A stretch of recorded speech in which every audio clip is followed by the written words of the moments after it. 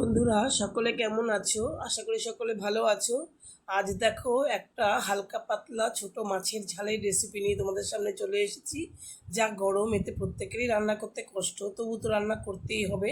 দেখো একটা হালকা করে মাছের ঝালের রেসিপি তোমাদের সঙ্গে শেয়ার করছি। এখানে আমি মৌরলা মাছ নিয়েছি এই মাছের ঝালটা তৈরি করার জন্য। মৌরলা মাছ, তার সঙ্গে নিয়েছি বেগুন সরু সরু করে, পেঁয়াজ 3টে, আর নিয়েছি কাঁচা লঙ্কা। মাছগুলোকে আমি খুব ভালো করে পরিষ্কার করে বেছে ধুয়ে নিয়েছি, একদম ধুয়ে জল টল ঝরিয়ে নিয়ে তারপরে এই মাছগুলোকে আমি একটু নুন হলুদ মাখিয়ে নেব।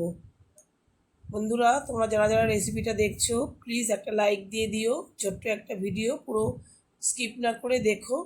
আর নতুন বন্ধুরা তোমরা কিন্তু সাবস্ক্রাইব করে বেল বাটনটা অবশ্যই ক্লিক করে রাখবে, তাহলে যখন পরবর্তী ভিডিও আমি দেব তোমরা কিন্তু নোটিফিকেশানটা খুব তাড়াতাড়ি পেয়ে যাবে সঙ্গে সঙ্গে। দেখো এখানে মাছ ভাজার জন্য তেল গরম করে দিয়েছি। তেলটা একদম গরম, খুব ভালো করে গরম করাতে হয়ে যাওয়াতে মাছগুলোকে ভেজে নিলাম। তাতে কিন্তু দেখো মাছটা কিন্তু একটু লেগে যায়নি।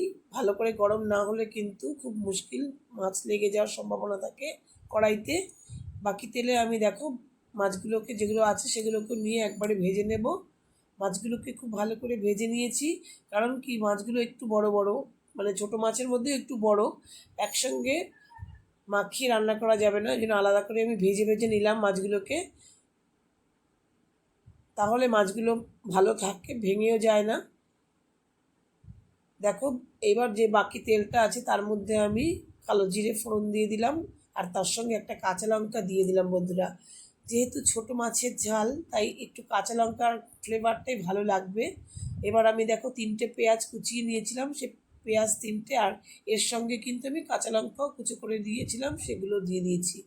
খুব ভালো করে পেঁয়াজটাকে নাড়াচাড়া করে ভাজতে হবে একদম লাল লাল হয়ে যাওয়া পর্যন্ত। দেখো বন্ধুরা, পেঁয়াজটা ভাজার উপরে কিন্তু মাছের ঝোলের টেস্টটা নির্ভর করবে। এইরকমভাবে লাল লাল করে যখন পেঁয়াজটা ভাজা হয়ে যাবে, সেই সময় যে সরু সরু করে আমি একটা বেগুনের অর্ধেক আমি কেটে রেখেছিলাম, সেই বেগুনটা দিয়ে দেবো। বেগুনটা দিয়ে কিছুক্ষণ নাড়াচাড়া করব, আর একটু নুন আর হলুদ দিয়ে দেবো যাতে বেগুনটা একটু নরম হয়ে যায়। তাড়াতাড়ি নরম হয়ে যাবে, যেহেতু একদম কচি বেগুন আর সরু সরু করে কাটা, তাই আমি আলাদা করে ভাজলাম না। তোমরা চাইলে আলাদা করে বেগুনটা ভাজতেই পারো। এই দেখো একদম নরম হয়ে গেছে, বেগুনটাও ভাজা ভাজা হয়ে গেছে। এই অবস্থায় আমি কিছুটা জল দিয়ে দেবো, একদম অনেকটা আমি ঝোল করব না, যেহেতু ছোটো মাছের একটু ঝাল করছি। তবে দেখো কোনো মশলা কিন্তু দিলাম না, এতে কিন্তু ভীষণই একটা টেস্ট হবে। তোমরা এইভাবে করে দেখো, কোনো দরকার নেই অন্য কোনো মশলা দেবার। এবার ভাজা মাছগুলোকে আমি ঝোলের মধ্যে দিয়ে খুব ভালো করে নেড়ে চেড়ে মিশিয়ে মিনিট 2 রান্না, বেশিক্ষণ লাগবে না, যেহেতু ছোটো মাছ ঝোলের সঙ্গে বেশিক্ষণ ফোটাতে হবে না। এবার একটু ধনেপাতা দিয়ে আমি রান্নাটা শেষ করে ফেললাম। আশা করি বন্ধুরা তোমাদের ভালো লেগেছে। ছোট্ট ভিডিওটা তোমরা পুরোটা দেখার চেষ্টা করো। তোমাদের সঙ্গে এরপরে দেখা হবে আবার পরবর্তী ভিডিওতে। সকলে ভালো থেকো, সকলকে ধন্যবাদ।